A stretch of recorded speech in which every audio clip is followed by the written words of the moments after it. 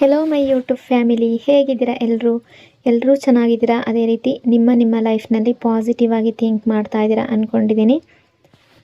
ನಿಮ್ಮ ಮನಸ್ಸಿನಲ್ಲಿ ಯಾರಿದ್ದಾರೋ, ಯಾರ ಬಗ್ಗೆ ನೀವು ತುಂಬ ಥಿಂಕ್ ಮಾಡ್ತಾ ಇದ್ದೀರೋ ಅವರನ್ನು ನೆನೆಸ್ಕೊಂಡು ಇಲ್ಲಿ ಸ್ಕ್ರೀನ್ ಮೇಲೆ ಕಾಣಿಸ್ತಾ ಇರುವ ಇಮೇಜಸ್ಸಲ್ಲಿ ಒಂದು ಇಮೇಜನ್ನು ಪಿಕ್ ಮಾಡ್ಕೊಳ್ಳಿ. ಇದು ಕಲೆಕ್ಟಿವ್ ಟೈಮ್ಲೆಸ್ ಜನರಲ್ ರೀಡಿಂಗ್ ಆಗಿರುತ್ತೆ. ಜನರಲ್ ರೀಡಿಂಗ್ ಆಗಿರೋದ್ರಿಂದ ಜನರಲ್ ರೀತಿಯಲ್ಲಿಯೇ ನೀವು ಇದನ್ನು ಜಡ್ಜ್ ಮಾಡಬೇಕಾಗುತ್ತೆ. ಅಂದರೆ ಎಷ್ಟು ವಿಷಯಗಳು ನಿಮಗೆ ಮ್ಯಾಚ್ ಆಗುತ್ತೋ, ಎಷ್ಟು ಎನರ್ಜೀಸ್ಗಳು ನಿಮಗೆ ಮ್ಯಾಚ್ ಆಗುತ್ತೋ ಅಷ್ಟನ್ನು ಮಾತ್ರ ತಗೊಂಡು ಬಾಕಿ ಉಳಿದಿರುವ ವಿಷಯಗಳನ್ನು ನೀವು ಅಲ್ಲಿಗೆ ಬಿಡಬೇಕಾಗುತ್ತೆ. ಈ ರೀಡಿಂಗಲ್ಲಿ ಬರುವ ಯಾವುದೇ ವಿಷಯಗಳನ್ನಾಗಲಿ ಫೋರ್ಸ್ಫುಲ್ಲಾಗಿ ನಿಮ್ಮ ಮೇಲೆ ನೀವು ಹಾಕ್ಕೊಳ್ಬಾರ್ದು. ಹಾಗಾದರೆ ಈಗ ರೀಡಿಂಗನ್ನು ಶುರು ಮಾಡೋಣ.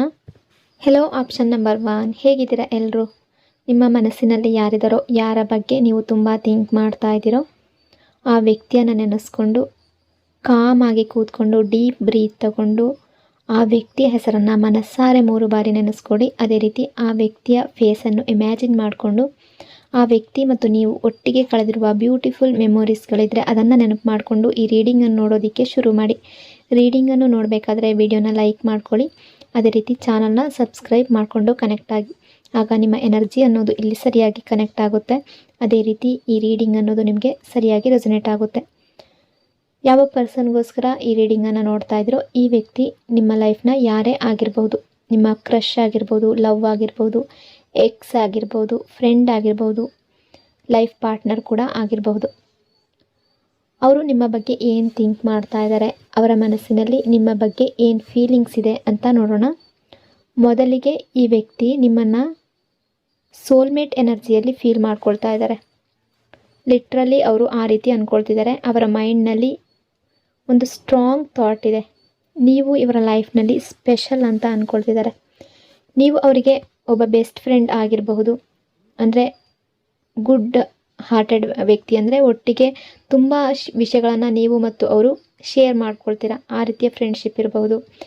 ಎಮೋಷ್ನಲ್ ಸಪೋರ್ಟ್ ಕೊಡ್ತೀರಾ, ಅಥವಾ ಲವ್ ಪಾರ್ಟ್ನರ್ ಕೂಡ ಆಗಿರ್ಬೋದು. ಅಥವಾ ಈ ವ್ಯಕ್ತಿ ನಿಮ್ಮನ್ನು ತುಂಬ ಇಷ್ಟಪಡ್ತಾ ಇದ್ದಾರೆ, ಆ ಎನರ್ಜಿ ಕೂಡ ಕಾಣಿಸ್ತಾ ಇದೆ. ಮನಸ್ಸಿನ ಒಳಗಡೆ ತುಂಬ ಡೀಪ್ ಫೀಲಿಂಗ್ಸ್ ಇದೆ. ಅವರು ಓಪನ್ಲಿ ಹೇಳ್ಕೊಂಡಿರ್ಬೋದು, ಹೇಳ್ಕೊಳ್ದೇ ಇರ್ಬೋದು, ಬಟ್ ಫೀಲಿಂಗ್ಸ್ ಅಂತೂ ತುಂಬ ಜಾಸ್ತಿ ಕಾಣ್ತಾ ಇದೆ. ಇನ್ನು what they think about you ಅಂತ ನೋಡೋದಾದರೆ, ನೀವು ಇವರ ಲೈಫ್ನಲ್ಲಿ ಬೇರೆ ಯಾರೂ ಕೂಡ ಆ ಪ್ಲೇಸನ್ನು ತುಂಬೋದಕ್ಕೆ ಸಾಧ್ಯ ಇಲ್ಲ. ನಿಮ್ಮ ರೀತಿ ಅಂದರೆ ನೀವು ಮಾತ್ರ ಸ್ಪೆಷಲ್ ಅನ್ನೋ ರೀತಿ ಥಿಂಕ್ ಮಾಡ್ತಾ ಇದ್ದಾರೆ. ನಿಮ್ಮ ಬಗ್ಗೆ ಅವರ ಥಾಟ್ಸ್ ತುಂಬ ಪ್ಯೂರ್ ಆಗಿದೆ. ನಿಮ್ಮ ಮಾತು ಅವರಿಗೆ ತುಂಬ ಇಷ್ಟ, ನಿಮ್ಮ ಸ್ಟೈಲ್ ಅವ್ರಿಗೆ ತುಂಬ ಇಷ್ಟ, ನಿಮ್ಮ ಪೇಷನ್ಸ್ ಅವ್ರಿಗೆ ತುಂಬ ರೆಸ್ಪೆಕ್ಟನ್ನು ತರಿಸುತ್ತೆ. ನಿಮ್ಮ ಬ್ಯೂಟಿ ಇನ್ಸೈಡ್ ಔಟ್ಸೈಡ್ ಅವ್ರಿಗೆ ತುಂಬ ಇಷ್ಟ ಆಗ್ತಾ ಇದೆ. ಅವ್ರು ನಿಮ್ಮನ್ನು ನೋಡಿದಾಗ ಹಾರ್ಟ್ನಲ್ಲಿ ಆಟೋಮೆಟಿಕಲಿ ಹ್ಯಾಪಿನೆಸ್ ಬರುತ್ತೆ ಅಂತ ಥಿಂಕ್ ಮಾಡ್ತಾ ಇದ್ದಾರೆ. ಅವರು ಸಮ್ಟೈಮ್ಸ್ ಸೈಲೆಂಟ್ ಆಗಿರ್ತಾರೆ, ಆದರೆ ಅವರ ಸೈಲೆನ್ಸ್ ಅಂದರೆ ಫೀಲಿಂಗ್ಸ್ ಇಲ್ಲ ನಿಮ್ಮ ಮೇಲೆ ಅಂತ ಅಲ್ಲ. They are feeling too much inside. ಅವರ ಮನಸ್ಸಿನಲ್ಲಿ ತುಂಬ ಫೀಲಿಂಗ್ಸ್ ಇದೆ. ಈ ವ್ಯಕ್ತಿಯ ಹೃದಯದಲ್ಲಿ ನಿಮ್ಮ ಬಗ್ಗೆ ಇರುವ ಫೀಲಿಂಗ್ಸ್ ಏನು ಅಂತ ನೋಡೋಣ. ಅಂದರೆ ಇದು ಸಿಂಪಲ್ ಕ್ರಶ್ ರೀತಿ ಕಾಣಿಸ್ತಾ ಇಲ್ಲ. ಇದು ಟೈಮ್ ಪಾಸ್ ಅಟ್ರಾಕ್ಷನ್ ಅನ್ನೋ ರೀತಿ ಕೂಡ ಕಾಣಿಸ್ತಾ ಇಲ್ಲ. ಡೀಪ್ ಎಮೋಷ್ನಲ್ ಕನೆಕ್ಷನ್ ಅನ್ನೋ ರೀತಿ ಎನರ್ಜಿ ಕಾಣಿಸ್ತಾ ಇದೆ.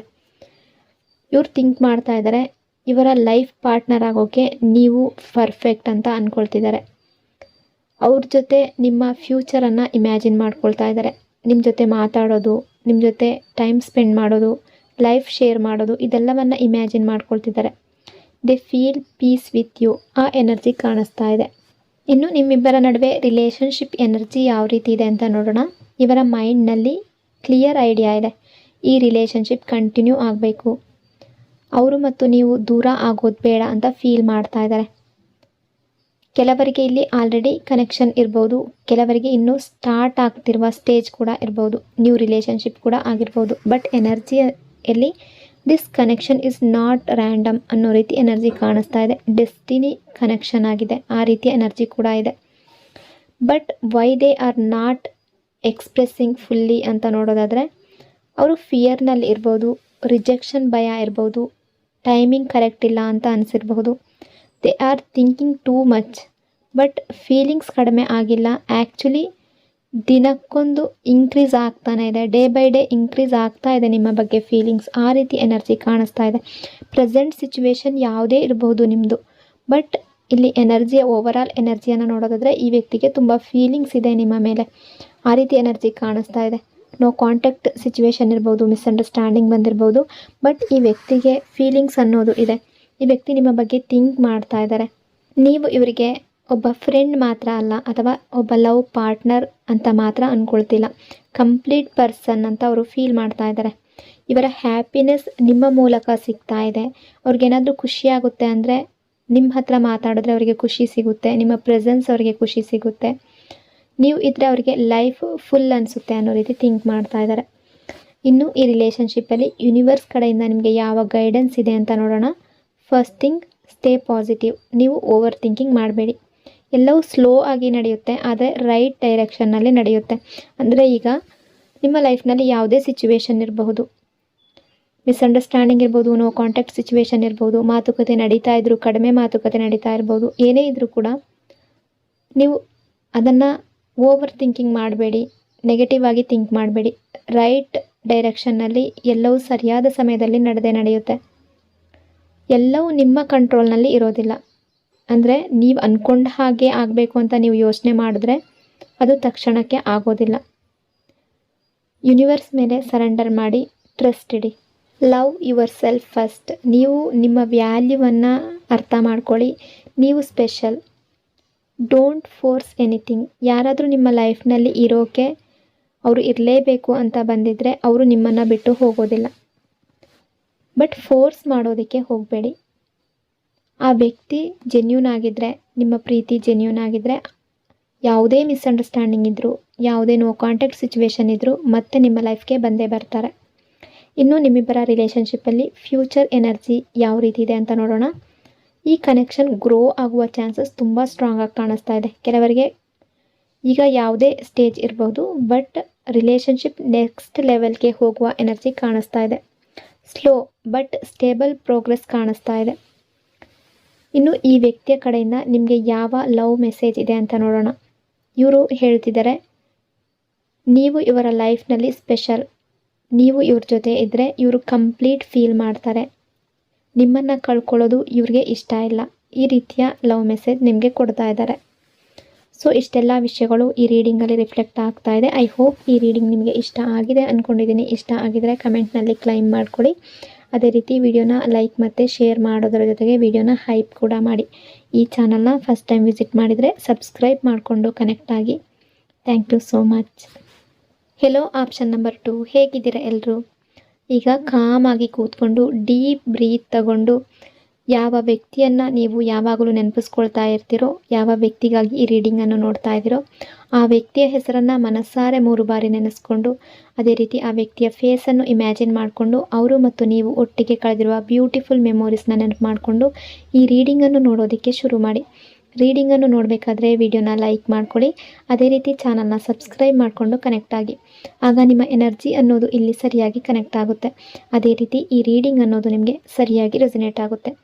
ಯಾವ ಪರ್ಸನ್ಗೋಸ್ಕರ ಈ ರೀಡಿಂಗನ್ನು ನೋಡ್ತಾ ಇದ್ದೀರೋ, ಈ ವ್ಯಕ್ತಿ ನಿಮ್ಮ ಲೈಫ್ನ ಯಾರೇ ಆಗಿರ್ಬೋದು, ನಿಮ್ಮ ಕ್ರಶ್ ಆಗಿರ್ಬೋದು, ಎಕ್ಸ್ ಆಗಿರ್ಬೋದು, ಅಥವಾ ನಿಮ್ಮ ಹಾರ್ಟ್ಗೆ ಕ್ಲೋಸ್ ಆಗಿರುವಂತಹ ಒಬ್ಬ ಪರ್ಸನ್ ಆಗಿರ್ಬೋದು. ಈ ವ್ಯಕ್ತಿ ನಿಮ್ಮ ಬಗ್ಗೆ ಏನು ಥಿಂಕ್ ಮಾಡ್ತಾ ಇದ್ದಾರೆ, ಅವರ ಕರೆಂಟ್ ಎನರ್ಜಿ ಯಾವ ರೀತಿ ಇದೆ, ನಿಮಗೆ ಯೂನಿವರ್ಸ್ ಗೈಡೆನ್ಸ್ ಏನಿದೆ, ಎಲ್ಲವನ್ನು ಈ ರೀಡಿಂಗಲ್ಲಿ ನೋಡೋಣ. ಇವರು ನಿಮ್ಮನ್ನು ತುಂಬ ಪಾಸಿಟಿವ್ ರೀತಿಯಲ್ಲಿ ಅಂದ್ಕೊಳ್ತಾ ಇದ್ದಾರೆ, ಯೂನಿಕ್ ರೀತಿ ನೋಡ್ತಾ ಇದ್ದಾರೆ.